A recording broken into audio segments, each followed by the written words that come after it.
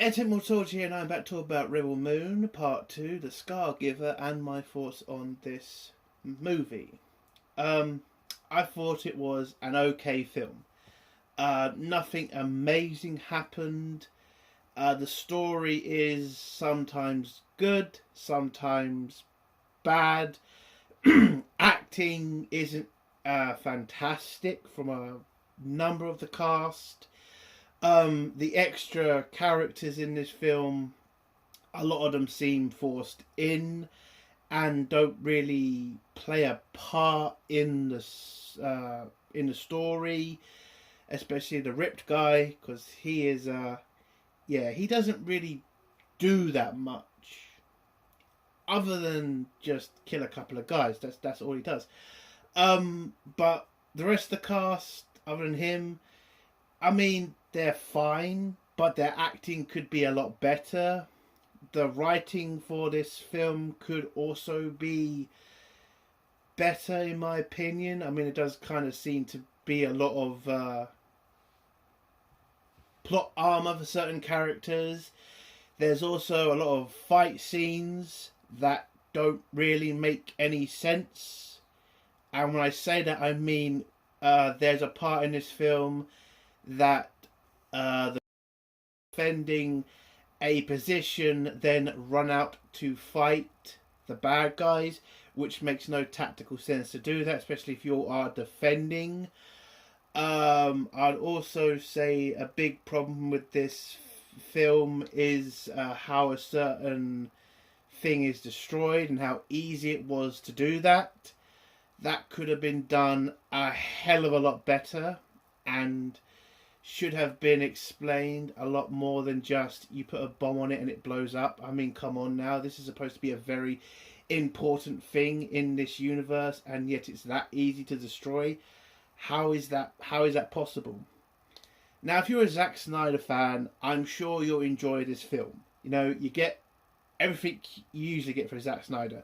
Slow-mo scenes, crazy fight scenes, and, you know, weird character development. So if you're a Snyder fan, you'll enjoy that. If you are not a Snyder fan, I don't really think you're going to like this film. Again, I'm not saying the film is terrible. I don't think it's terrible, but I am starting to kind of see why Lucasfilm might have told Zack Snyder to go somewhere else with his idea. Am I saying it was the right decision? Maybe. Again, I don't think the film is terrible, but I also don't think it's great. I think there's problems. I think there's there's a lot of issues with the end fight scene for me, where again it just seems way too easy for this village to win that fight, and it's not. I would say it's not really explained that well how they won, other than with the enemy being very stupid. Um, the main bad guy, played by Ed Skrein, you know, Admiral uh, Noble. When he got brought back from the last movie, I thought we were going to get something amazing from his character. We don't. We don't. This is basically, he acts the same as he did in the first film, and doesn't change even a little bit in the next film. It it just doesn't seem written well. I mean, the guy literally has already been beaten by this woman, and he doesn't seem to be scared of her. He seems to think he's going to kick her ass. I mean, again, the guy, he's already been defeated by her, yet he just thinks she's going to be a walkover. I'm sorry, but that is bad writing to me. He should have had a bit of character development at that point. Maybe had a little bit of fear of her. Maybe wanted to negotiate. Or maybe lie. I don't know. But the way he handles her in this film, or this part of the film, it was bad. Again, you could have done this a hell of a lot better. Some characters died in this film, and I would say majority of the deaths were actually okay. You know, noble deaths. But again, the end fight for me is just the biggest problem. it just seems not rushed, I would say, but it seems to just be trying to get to the end point the easiest way it can, which is a bit shit. So, what would I give this film out of 10? It's not a terrible film. I didn't, sit through it and be like, oh, I can't be asked to watch this, and, it's a terrible film. But I also, again, I don't feel like I'm ever going to watch this film again. I enjoyed it for what it was. A bit of escapism. You can watch it, turn your brain off, and that's it. And so with that, I will probably give it a 5 out of 10. It does what I wanted it to do. It entertained me for a little bit, and yeah, I don't think I'm ever going to watch it again, but for what it was, I enjoyed it for what it was. Just a popcorn movie to put on and have a little bit of fun with. So, 5 out of 10. Let's get to spoilers now. If you don't want to hear spoilers, leave in 3, 2, 1. So the movie starts off with us starting from where we left off from the last film, where Admiral Noble was resurrected from the dead, and his second in command comes over to see how he's doing. The medics around tell him that he's doing fine, but he is kind of struggling to recover from his last fight. They couldn't recover a lot of his brain, apparently. I think that's what one of them said. But yeah, so he's resurrected. And he's back on his ship, where his second in command, Cassius, tells him they're back in orbit of the farmer's planet and waiting for his orders. Noble then tells his second that the Stargiver is still alive, and she is with the farmers. So he orders the ship to prepare for, battle with the Scargiver. We then go back to the next scene where Nora leads the group into the village. The village say, "Thank God you're back," blah blah blah blah. The village has been waiting for you, and the mercenaries you hired. So they get in the village, it looks empty. The village leader tells them they've prepared a banquet for them. Nora then asks, where are the other villagers? And the head of the village just says they feel ashamed that they have to ask for help, and they didn't really want to be embarrassed. I'm not really sure why they'd be embarrassed to asking for help to save their village from an empire that wants to slaughter them. Kind of seems a bit weird, but okay. But then one of the group says that there's no shame. It's actually honourable that they've asked for help, and that, they're all here to help them fight this empire. Then the soldier who betrayed the empire comes in and informs that the dreadnought will be coming back in 5 days. So that is how long they had to prepare the defences for the dreadnought's arrival.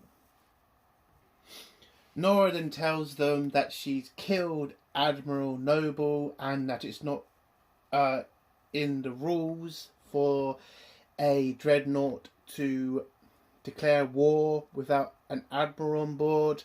Titus tells Kyra that if they are breaking the rules, then the grain must be very important and must be vital for their survival, so that might give them an edge over the dreadnought. So Titus tells the village leader to get the villagers together so he can give them a speech. Now, I gotta say, in this film, we get a lot of bloody speeches, which is kind of... Listen, I'm not against giving speeches in the film, but you don't need to do so many of them, and you do get a lot of speeches in this film. But he tells the villagers, you need to defend your home, you need to, protect your livelihood and help, gain your freedom from these terrible people. And that galvanise the villagers. They're all prepped to fight. You then get a montage of the entire village training, preparing. They're also going to use the grain as a kind of shield to stop the dreadnought firing into the village, because again, it looks like, well, they think that the dreadnought needs the grain, so that's their biggest weapon against them. Use that as a shield and you might be able to hold them off. We also find out that they have recovered the shuttle from the first group of soldiers that were left there, and it's still working.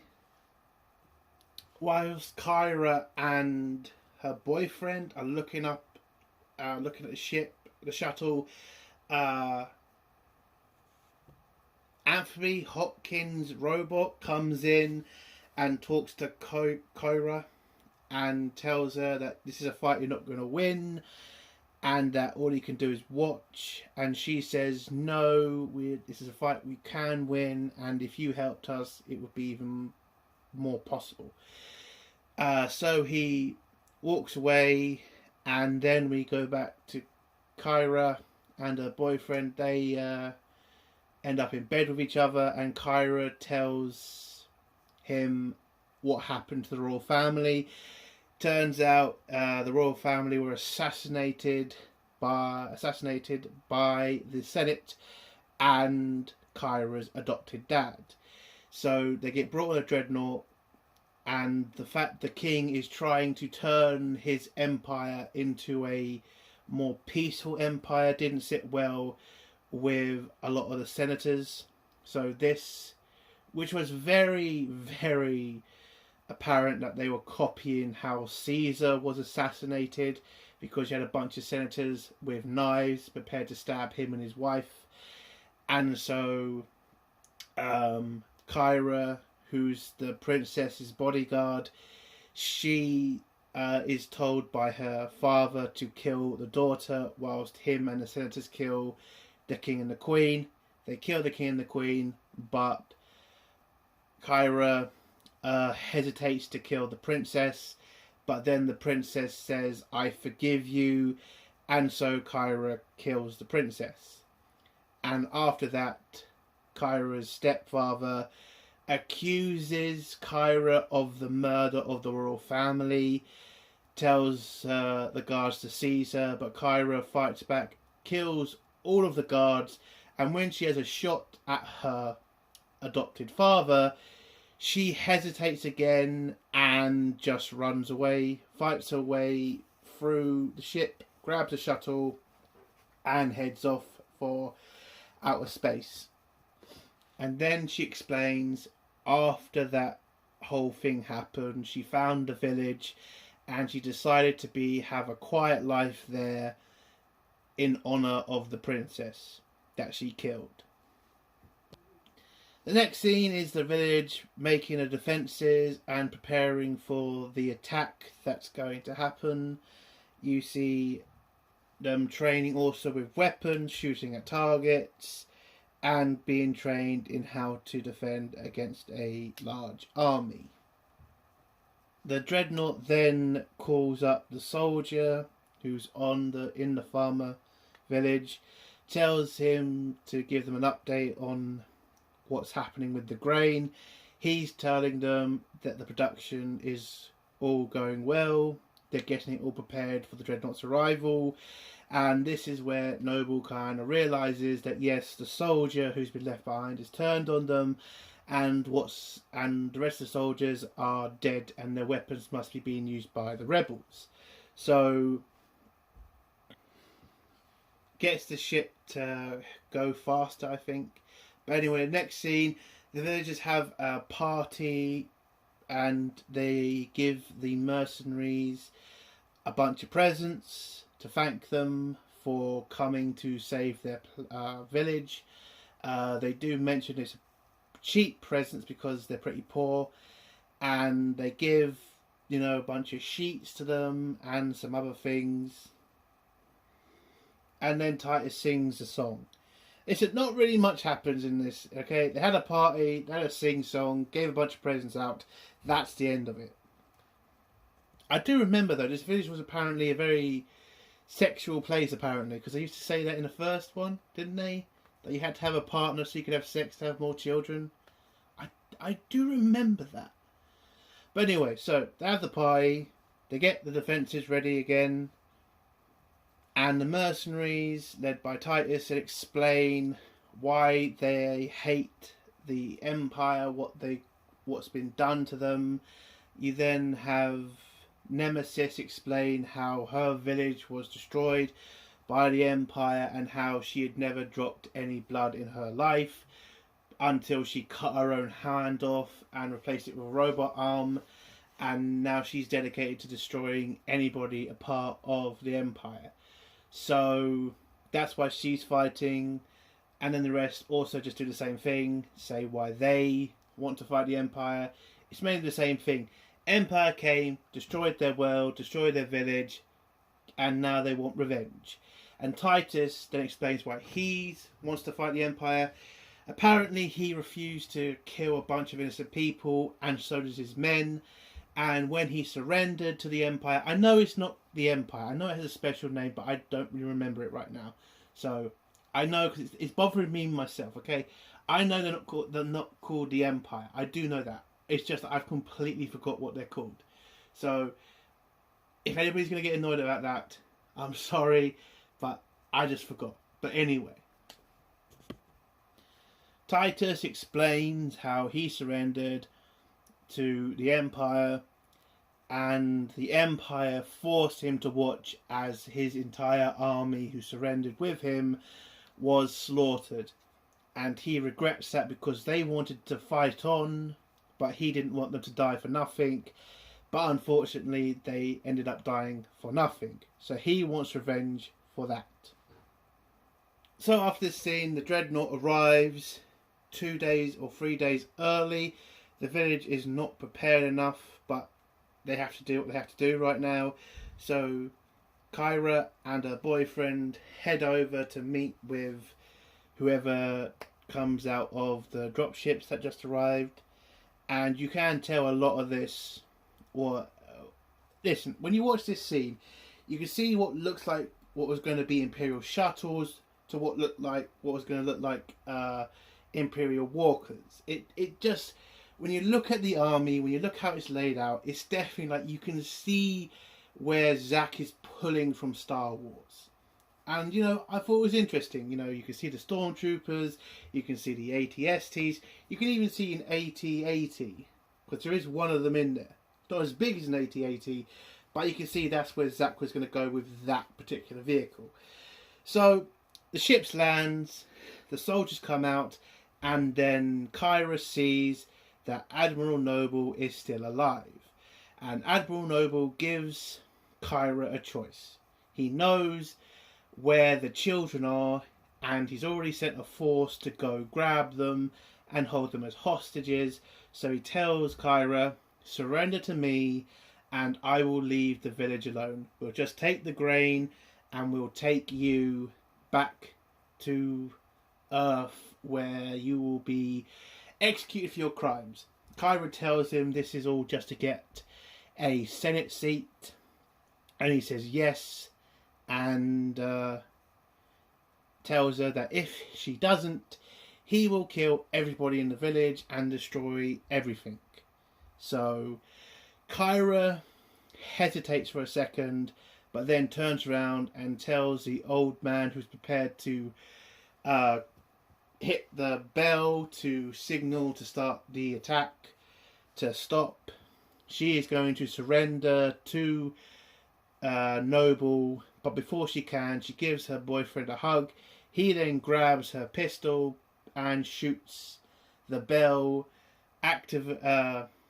starting the attack. So a bunch of farmers come up, fire a missile at one of the shuttles. It blows up, knocks out most of the soldiers around Noble. Noble isn't knocked out, but he's gets pushed over, and then Kyra's boyfriend grabs her on a horse and they leg it out of there.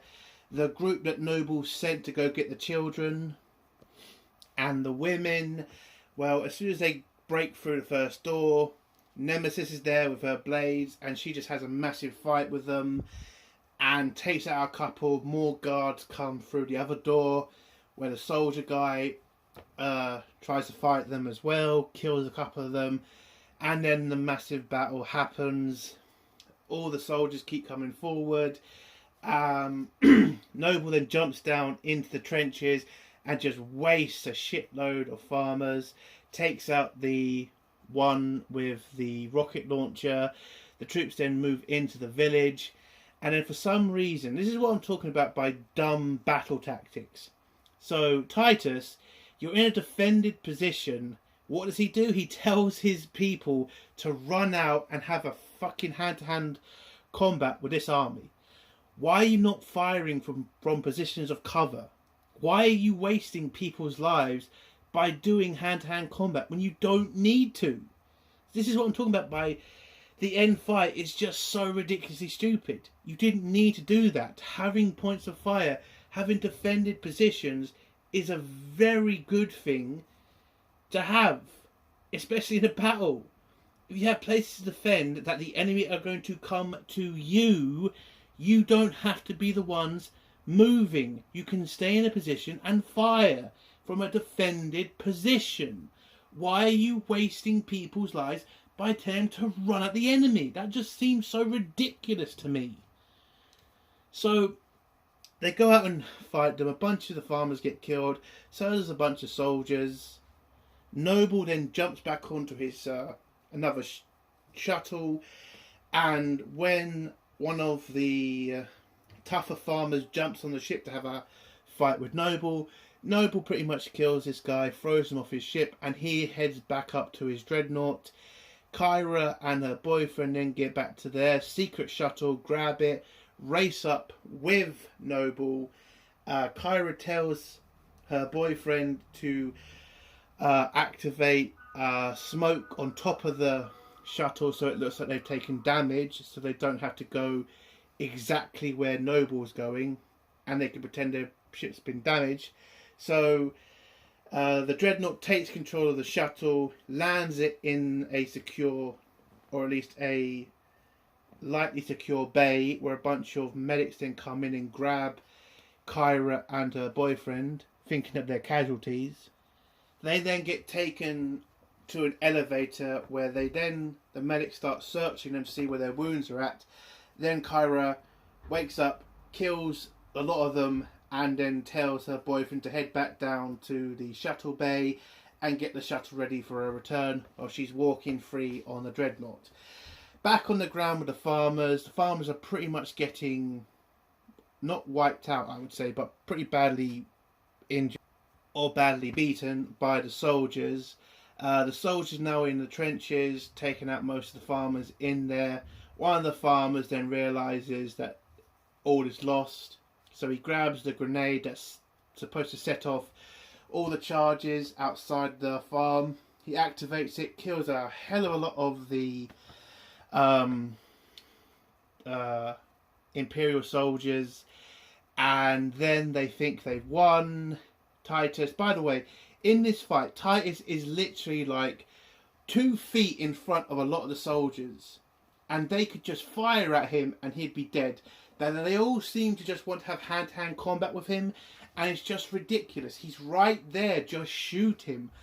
Listen, I get Zack Snyder wants to have this epic fight. I enjoy epic fights, don't get me wrong, but I hate it in films where you see a soldier has a shot for the main character or one of the main characters and just doesn't take it for no reason other than to let the guy kill him, which is just bad writing and bad directing in my opinion. So all the soldiers get wiped out, the farmers then think they're victorious, and then a Imperial tank shows up with heavy guns, kills a farmhouse where there's heavy fire coming from. It also has a heavy gun underneath it, which is taking out a lot of farmers too, and it's pretty much destroying the farmers and the rebels' army. But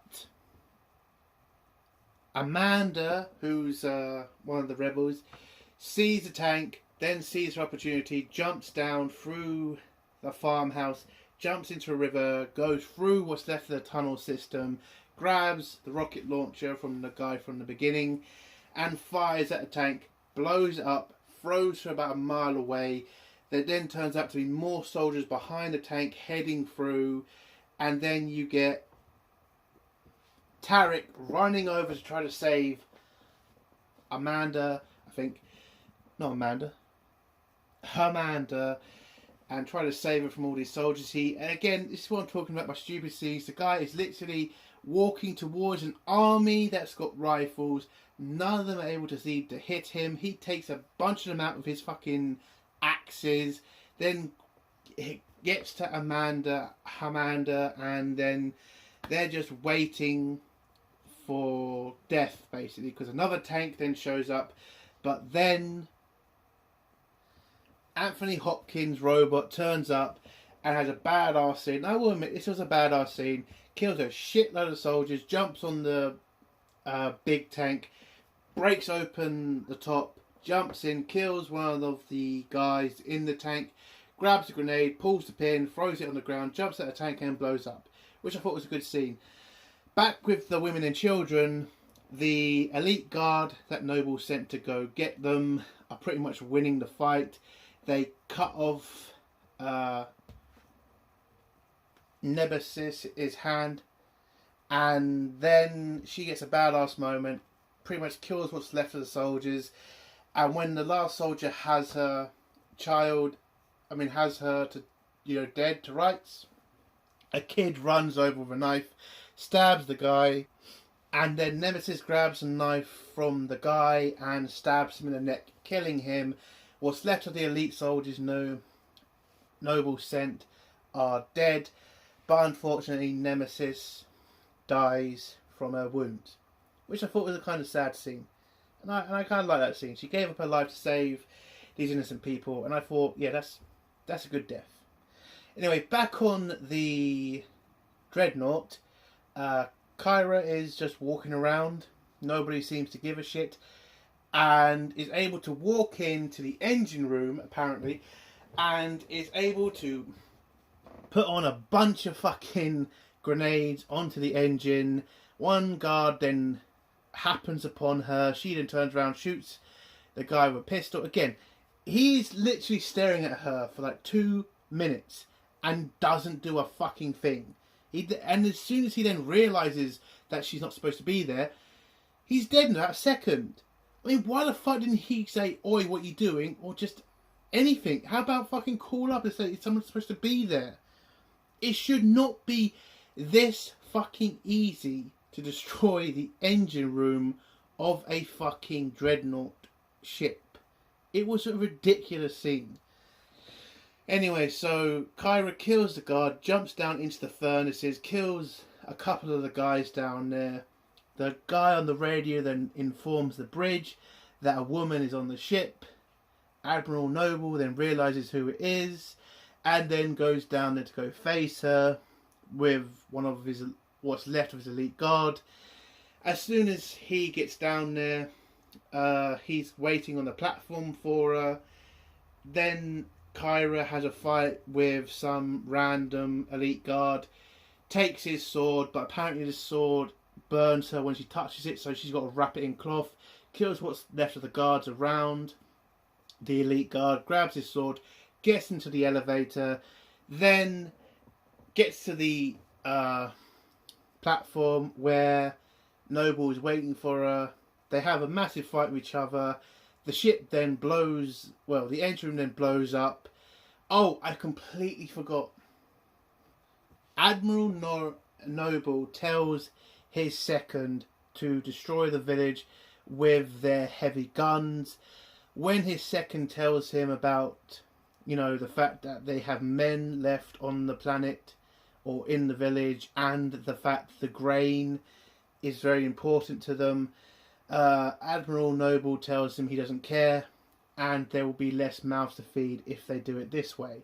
So he pretty much doesn't care about his men or the grain at this point. He just wants to get Kyra so he can become a senator in this empire. So they have the fight scene, goes as well as it always does. The ship gets blown, well, the engine room gets blown up, the ship's then hurtling down to the ground, and then they're fighting on the platform. Kyra is pretty much kicking his ass. Then he gets the upper hand at one point, starts choking her to death, and then Kyra's boyfriend grabs the sword and stabs him in the chest. He then falls down this doorway, but has managed to stop himself from completely going through it. And then Kyra grabs the blade, cuts off his head, but Noble managed to shoot her boyfriend once in the stomach, so he's pretty much dying now. They grab a shuttle, rush out of the burning dreadnought. Dreadnought hits the ground, blows up, they crash land, and Kyra tries to, help her boyfriend, but unfortunately the wound is too bad.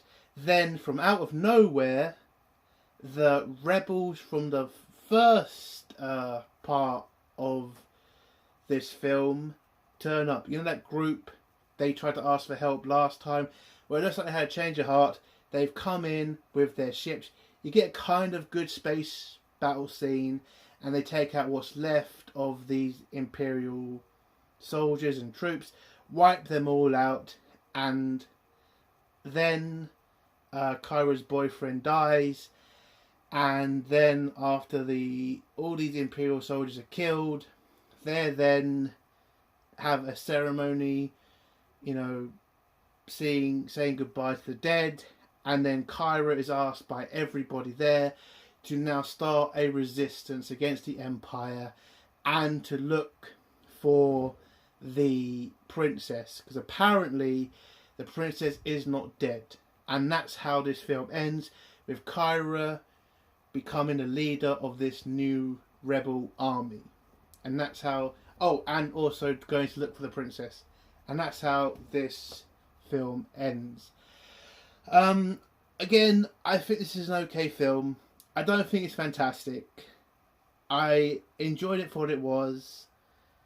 And again, if you're a Snyder fan, you're going to like this. If you're a normie, you might like it, you might not. It's free on Netflix. I'm not that bothered about this. I kind of think I get why Lucasfilm might have passed on this. I don't think it's that great. Would I have made this for... Would this have been better if it was a Star Wars film? Maybe. Maybe not. We'll never know. But for me, it's a 5 out of 10. It's a watchable film. Am I looking forward to the next part or the prequel that's coming out? I don't know. Okay, I don't know. This film isn't terrible. There's stuff you can enjoy. The battle scenes, they're kind of stupid, but they're kind of entertaining at the same time. And yeah, it's a simple story. Farmers against an empire. How can you not root for the farmers? How can you not kind of enjoy that? And that's the end of my review. If you like this review, give it a like. If you dislike this review, give it a dislike. And if you like my content, do think about subscribing. And if you have a comment, leave it below and I'll try to get back to it. Entertainment Soldier. Bye.